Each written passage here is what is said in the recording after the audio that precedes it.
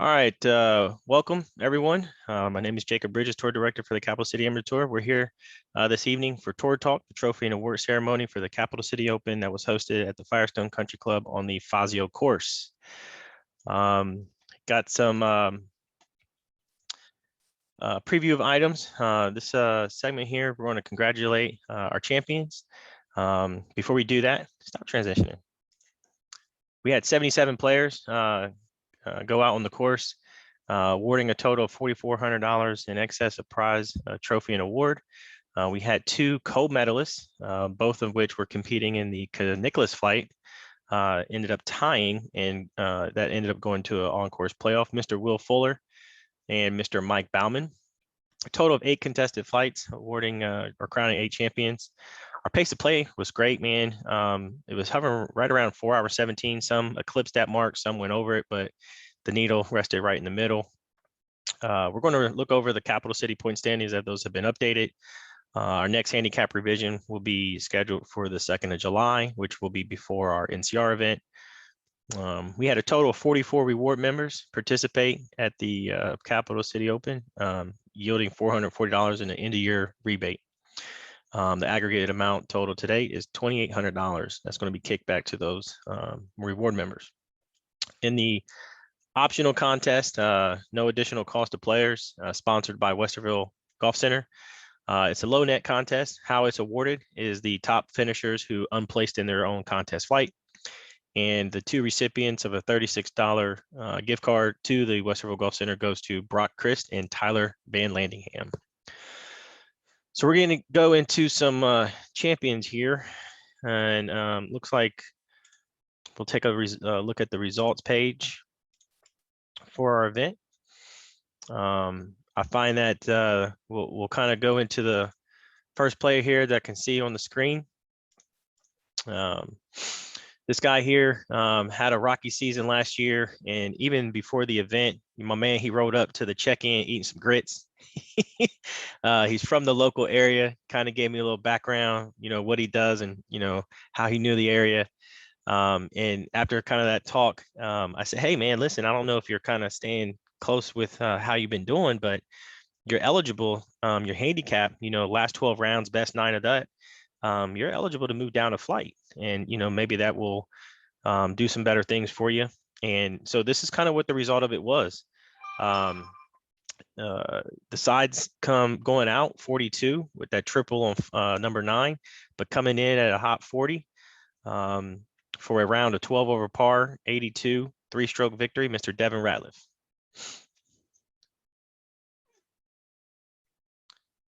Right, golfers clap. All right, Devin, let's get you off of the mic, man. Go ahead and tell us how your day went, man. How, again, you started with that grits. It must have been the Breakfast of Champions. Well, it went well because I went up the night before and got a chance to rest. Usually I drive up the day of the tournament, so that makes a long day for me. Right, so tell us what hole you started on. You remember? 8. Okay, so hole 8. So obviously, man, you're starting right here. Clearly, can you see my screen? Am I showing my screen? Yeah. I wasn't quite loose yet. So you started out not to not to tell anybody about it, but you kind of got off, bogey, triple, bogey, bogey, double, bogey. So right here, you're kind of like, okay, what's going on? Right. Well, I knew it's going to take me about 5 holes to get loose because I warmed up so early, and then we sat around, got stiff. And I'm not 25 anymore, so. We all know that. So one of the highlights out of your round here, you had a birdie on 15. So you remember that hole?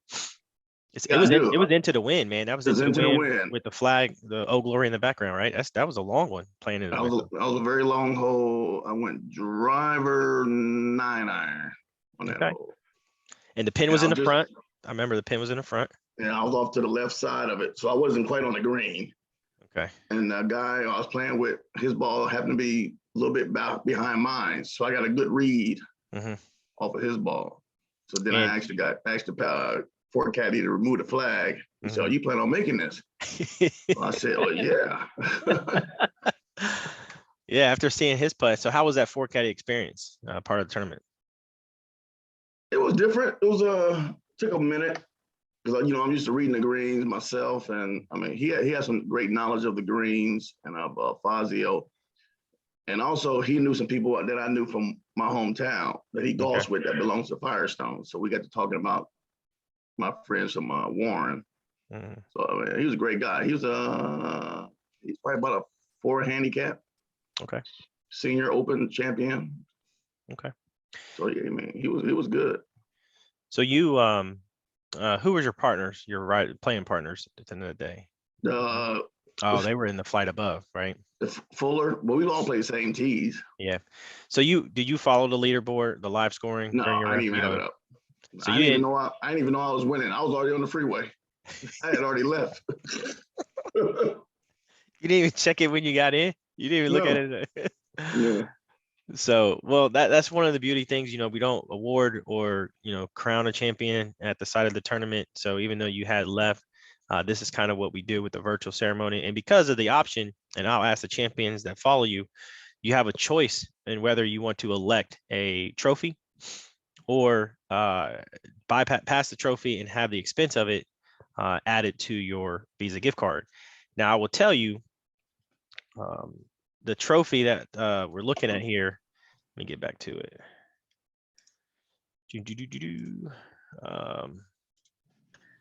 So this is the trophy option right here.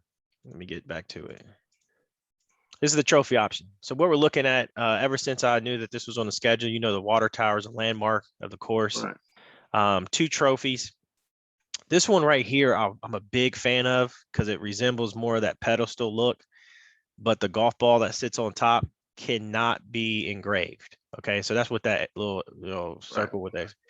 This one is like an achievement pendant where on the top of it, the crown of it, it can be engraved. So we're looking at one of these 2 trophies. So that might tease your, decision whether or not you want a trophy or whether you just want the Visa gift card with the expense of it. So do you have a choice right now? What's the expense? 65. So, hold on.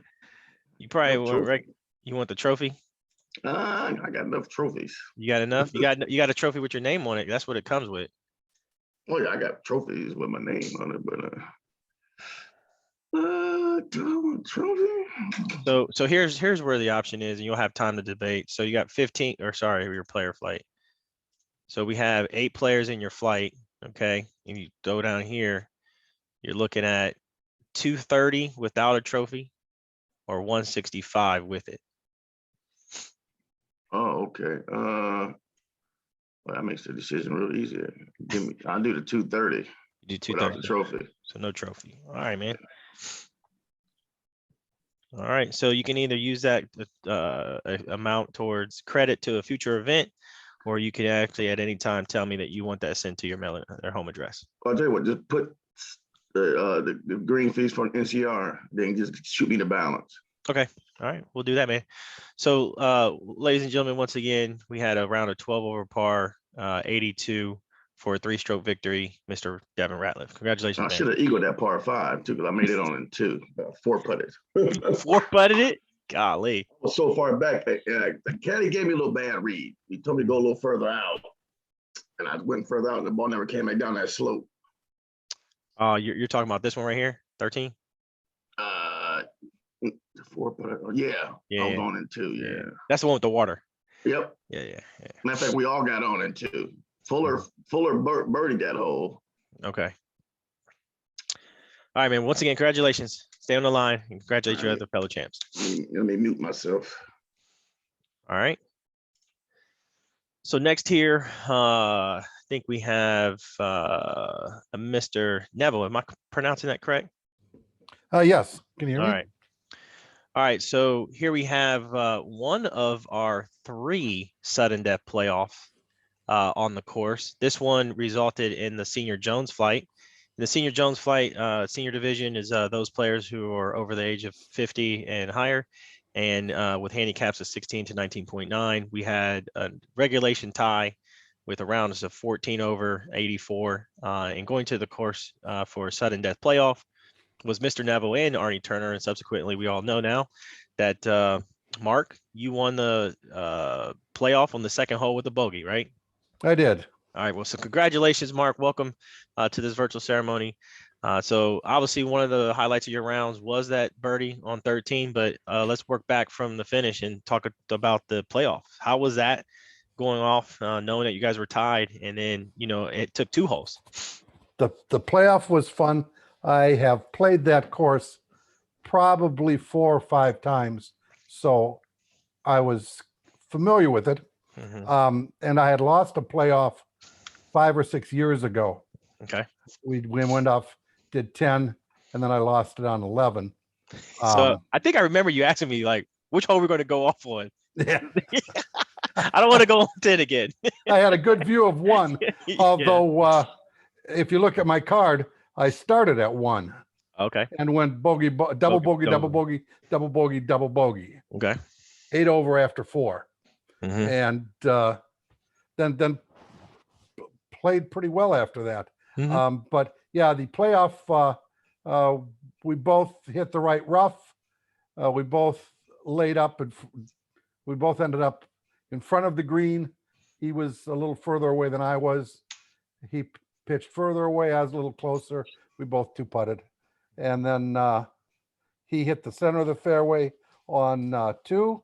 I was in the right rough, but in good position. He hit just short of the green, and it has a big slope on it, so he stayed low. And I shot it over the pin to the hill and back. Okay. And then he kind of his chip went just to the front of the green, and then a putt up that was short, so he was putting for 5. Let me count mine. 1, 2. Yeah. And he had to miss so it. Yeah. I had a little nub chip that got me just to the fringe, but it was just straight down hill, about 10 foot to the pin, and I just started it on the line, and it took itself in. So it was exciting, given particularly how far back I was after 4 holes. And I tend not to look at the app. Yeah. So just because it messes with your mind. Right. It's a do or die. It's a sword thing where if you live by it, you die by it or whatever, but some do it, some don't. Yeah, I just then you're just grinding every hole and compared to what someone else did. So I generally don't look at it. And I was riding with Larry. Okay. And after 9, I had shot 45, and I had commented that 39, you might sniff the trophy at 39 around an 84. Yeah, not with any real sense that I was going to get there. Sure. And playing on this tour, and like I commented earlier that this was the 3rd playoff of the day. Each flight had a close concentration of scores, where it's a complement of proper flighting, but then also you guys playing and having that opportunity to play at a sudden death. I mean, that's tense. I played in the playoff and earlier this year, and it just adds that heightened sense of pressure and awareness. Very exciting. And the music was blasting all the way home. I was hitting Pandora, just all my favorite songs. Yeah, it was a highlight of a lot of things that I've done in my life. That was a highlight. I don't often win tournaments, and when I win them, I don't often win them in a playoff.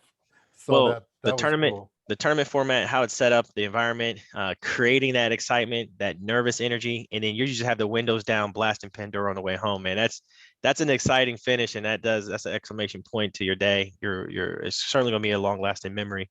And I know, Mark, this is kind of me to you. This is, I think, your first year playing tournament golf on the Capital City Amateur Tour, right? I caught you a couple tournaments last year. Okay. But more this year. It's a great tour. So how's the experience? If those who are not with us right now but watching this later, what can you say about it in comparison? You've been around, you play some tournament golf. What can you say about why the event format and style and setup is attractive to you as a golfer playing? I think I'm in a total of 3 or 4 tours. Okay. Basically, if someone's going someplace cool, I want to chase it there. And a number of them are just either free or nothing that would cause me not to pay the rent. But you guys, first of all, have really good numbers. Yeah. I was in one at in Pennsylvania the week before at Arnold Palmer's course in Latrobe. And we ended up putting all the Joneses together. Okay. Yeah. That's sour. Yeah. And then you just looked at the ranks at the end, and all the young guys We're at the were top. 1, 2, 3, 4, 5, Right. and all the older guys were down from there because I can't, you know, I'm getting beat by 40, 50, 60 yards on a drive. So your numbers help us to stick within our group. You golf much nicer places, much nicer places. You're far better organized. Oh, well, appreciate it. You make it a lot of fun, and you really protect the golfers. Yeah. Just in flighting and, you know, just in all of that, and that makes it fun. Right. So yeah, I would, if I lived closer to Columbus, you would likely be the only tour I'd be in. You have enough going on, enough cool places, but up here it's hit and miss. So it's golf week, and it's, you know, US Am Tour, and, you know, whoever is doing something on a given day. Yep. But I try to, years are the ones I look at first, and then decide, am I ready to drive 2 hours or 2.5 or 3? And mostly I say yes to that, as they're going to be coming up here. But yeah, I really appreciate what you guys do. Yeah, that's kind of, you know, there's some players that are kind of in that northeastern part of the state that do travel, and they say the drive's worth it, based on the experience, the organization, the flighting you talked about. Yeah, man, I take that responsibility very serious.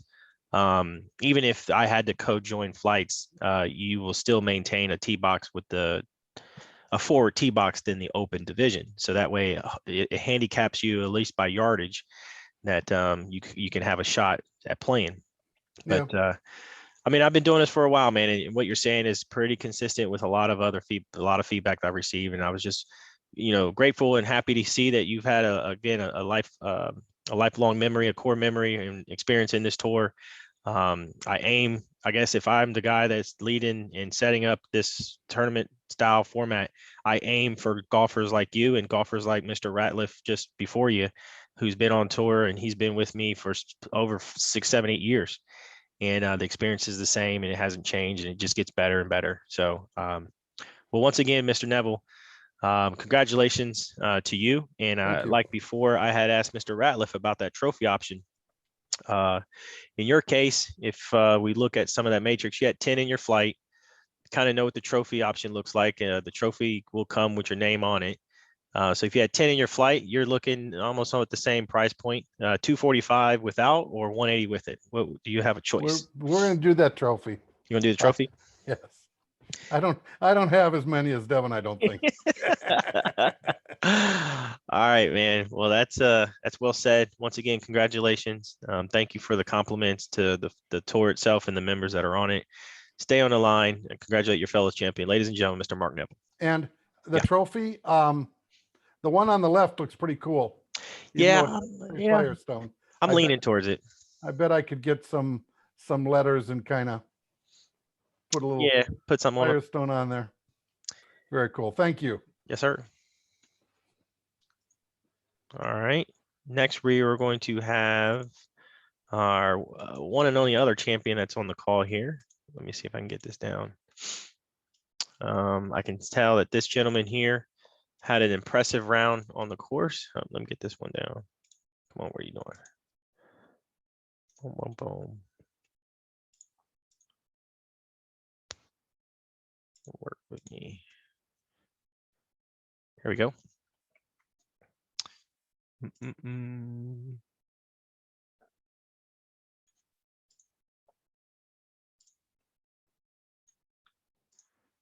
So in our Woods division, or Woods flight here, with handicaps 4 to 7.9, playing from the blue tees, we had a very impressive round of 75, 5 over par, 5-stroke victory.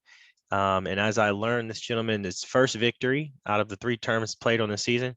Put your hands together for Mr. Roberto Breyer. Hey guys.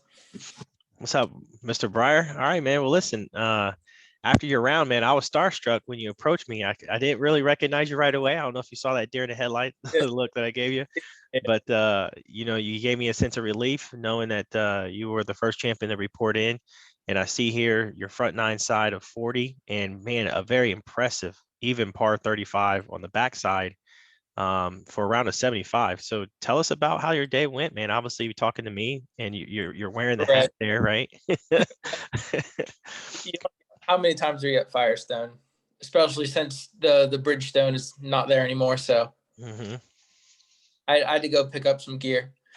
No, I started on 11, and I hit a decent tee ball on 11, just off to the right side of the fairway. I think I just trickled into the rough there about 145 out, and I got a little too cute with it and left it a little short, and you know, had to take my medicine, put it in the middle of the green for a bogey. So, you know, starting off with a bogey, it's you know, it's all right, but you know, I was in good position for a par, but I felt like my swing was pretty solid. So I kept like you know, just put my head down a little bit, and then I had a string of just pars on pars. And then I'm sorry, I'm on my phone and my screen. Well, I had 2 birdies on the backside, and they were back to back, and they were both chip-ins. Oh wow! So you had some theatrics in your group, man. You're chipping in for birdie, so you're back at even par after that. Yeah, you know, the first one I was probably 5 yards off of, actually no, I was probably 10 yards off of the green on the right hand side, and I had a bunker in between me and then a downhill. And it's kind of one of those like things where you just have to visualize it, otherwise it was kind of a false front. So if you like hit it a little too hard or you flubbed it, you're either going to be in the bunker on, you know, the other side of the green, and it just came off the club head beautifully, and you know, just dunked right in. And then the next hole, I leaked a 9-iron just a little off to the right, and had I just had a nice little bump and run all the way up to it was uphill, just a nice little bump and run up onto the green, and got lucky. But you know, the front side could have been just as good. I made some mental mistakes. So on one, that's a double, man. So what happened on one? I put the ball right in the middle of the fairway, and just I was with the wind. I clubbed down because I didn't want to fly the green back into the trees. And you know, the wind just wasn't with me enough, and it hit that false front, rolled all the way down, and I flubbed the chip and then put it on a 2-putt. Okay. And then the next one is the one that's still getting me, because it was like 315 yards. You're drivable, man. I hit it decently big off the tee, you know, and I was feeling it, and I was like, let's get it. Let's go for the green. And I reached back and I grabbed air. I almost missed the ball. Wow. I put it in the heather about 10 yards off of the tee box. Okay. And then I re-teed it, and then put it to about 2 yards of the green and chipped on, and I lipped out the putt for bogey. Yeah. So you take some medicine with that one, man. Yeah. But you know, how was the 4-caddy experience on? Let's go back to the 2 chip-in birdies. Was any of that helpful? Do you recall any of that guidance you may have gotten? Not so much there. Those are one of those things where, you know, a caddy can tell you where's a good spot to land the ball, but at the end of the day, you gotta feel it. You know, a caddy's going to give you a good shot at a good chip, but you know, you gotta just understand your limitations at some point. And you know, I think during my round, 2 things that come to mind for me was, oftentimes I felt like when I was downhill, I might have been uphill, right? And you know, they ask you that, say, what do you think you are, uphill or downhill? and Right. on 2 occasions I was off.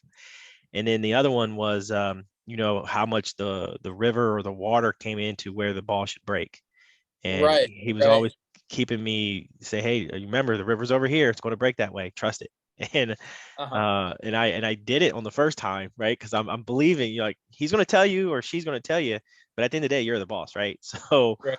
when I Well, made that, I did a bunch of caddying in high school and college. I did that's before I got into the business I'm in now. That's kind of what I did to make a couple extra bucks. And so I respect caddy so much.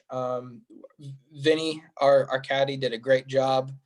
He was polite, he was really knowledgeable, he'd been there for 4 years, so he was putting himself through school with some loops. So I give all the props to him. He did a fantastic job. I think everybody in my group was very happy with him. I think we all went over the recommended tipping amount, so we were very happy with our guy. So let's rewind here. This is, I see you here, your third event, your first win on the season. Tell us how the experience has been, even before this event. What's it like playing on the tour?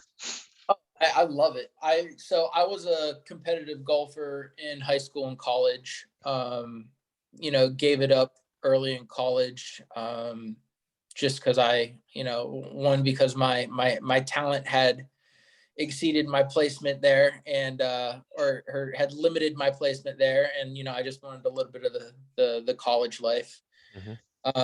But I've really only played maybe 30 rounds in the last 5-6 years, and this year I decided that I got a new job, and I decided I was going to pick the game up again. And the best way to pick it up and to get the bug again is to have something to play for. So I found you guys, and I used to belong to Medallion when I was a kid. Okay. So that was a natural starting point for me, and I played decent at Medallion. I had some. I think I finished second there. I had some. I was still working on the mental part of the game, just trying to get back into the swing of things. And then is it Westbrook? Yep. Is it Westbrook. Yeah, something happened there. We're looking at it. 96. My game fell apart after I think I started on 18, and I realized once the ball hit the club on the tee, it wasn't going to be my day. I couldn't get the putter working. I think I had something like 7 or 8 3-putts. Yeah. It was a rough outing, but sometimes this game just it gives and it takes. Yeah. Yep. Well, I'm very thrilled that you have found us. The format of this tournament golf, it's individual, flighted, unlimited stroke. It's organized enough where you have that competition amongst each other. It's tight, right? The concentration of 4 strokes in each flight that spreads out who's what that skill set is. And do you pay attention to the leaderboard, the live the app? I try to keep my eyes off of it, but it's not like a superstitious thing. It's just I try to keep in my own head. But after about hole 8 or 9, I knew I was playing well. I looked it up. Me and Tony Burnbridge were neck and neck pretty much the whole round. Oh yeah, he told me. Yeah. Yeah, we had a really good competition the whole round. And he had a couple slip ups there on what would be our 17 and 18. But yeah, going into 17, he had a 1-shot lead on me. So I was definitely keeping an eye on the board to see what everybody was doing. But yeah, my playing partners were great. We had a great time out there. Well, that's excellent, man. That's that live scoring. It's so wonderful to have this tour powered by Golf Genius, to have the features of what that is. Whether you are superstitious or not superstitious, I know for me as a player, sometimes it helps to know if I do stub my toe and I do have an errant shot, it puts it in perspective where I still fit within the field, or it tells me that I do need to get aggressive on, the holes that are remaining. It's just like, pros when they get off the course and they ask us like, did you look at the leaderboard? And they're like, no, it was just all in my. Yeah, they looked at it. Right. You So, know, I got to look at it because I got to make sure it's working properly for everyone. Right. So I really enjoy the live scoring feature. You know, back in tournaments, you know, it was everybody had to turn in their cards, attest their numbers, and then there'd be a score at the end that you would have to return everything into and figure out who did what just by talking to people. So it's a great thing to know. It's like hole 14, I'm down 2 shots, time to pull out the 3-wood, you know? There you go. Exactly. Yep. Absolutely. All right. Well, listen, once again, third event of the year, coming close in the first one, now landing here in the winner's circle. Like before, I had asked the previous champions, you get to elect to receive a trophy and visa or visa only? Do you have a choice? I would like the trophy money combination, please. All right. Excellent. So once we have 8 champions, so I got responses from the 3 of you that are on this call. What I will do is kind of keep you connected as to what that progress looks like. Once I get responses from all the other 5, it will put me in a position to order, get proofs. You'll be along in that same process. What the proofs look like, your name will be engraved on it, and it will come mailed to your home address. Awesome. All right. So once again, congratulations, our Woods Flight champion at the Capital City Open. Ladies and gentlemen, golfers clap, Mr. Roberto Breyer. Thank you so much. Hey, I do have to step away here, but it's a great listening to all you guys, and I'll see you at NCR. Excellent. Take care, Mr. Breyer. Bye. So for those that are still remaining on the call and for just the recording of what we're doing here, we do, as I mentioned earlier, we could take a look at the standings here. So all the points have been awarded, handicaps have been updated with trend data. So Mr. Neville, I know that you're still here with us. So, you know, the Senior Jones Flight, you know, with your second event on the season, you know, now you're landing yourself with 2 victories. The first at Medallion and then here again at the Capital City Open. You're totaling up here 900 points, and you can kind of see where the close, you know, it's not anybody's race. I mean, we're just halfway through the season and we're still all here rubbernecking with each other. So once you get some time for yourself and everyone in the other flights, go ahead out there to the Capital City point standings, and it's on the header row here of every event, regardless of what event you're looking at, the standings. Now this is different for what you would see, but this is the admin side of it. The season standings right here. And if you follow along how points are earned, here's the point system here. So all events, the local non-majors, here's the standard point values. And then here you have your double and your 4 multiplier event on how those points are awarded here. Okay. We can go jump on over to the player flight. Let's see here, Mr. Ratliff. You know, we were talking to him earlier. And Mr. Ratliff, you know, all his points, you know, it kind of doesn't speak accurately to the number of events he competed in this year because the points he earned, they were tallied in the Hogan flight, right? So even those points transfer, the system does not acknowledge it because, again, those points were awarded Hogan. So when I transfer them, the points carry, but the number of events did not tally. So don't let that confuse you, because if it does, you can expand on the player information and you can tell what occurred. But he's now 1 event within the player flight, yielding his first win. And you can see the history here of that. But again, once again, you do have a leader out in the flight here. But it's halfway through the year with those double point events still remaining on the schedule. It's still nobody's race that's won. So there's still a lot of opportunity. And again, yes, it will take some success to catch up with Mr. Kahari. But I think, once again, you still got a lot of golf to play. So you guys got any questions about that? No? It's all plain view, easy to read, easy to see, just navigate where it's at. So let me jump back to the presentation here and kind of let's wrap up a little bit what we're doing. So we got our next 2 events. So we're, you know, up next and then looking ahead. So up next, we have an event here. Uh-oh. What happened? Just went dark on me.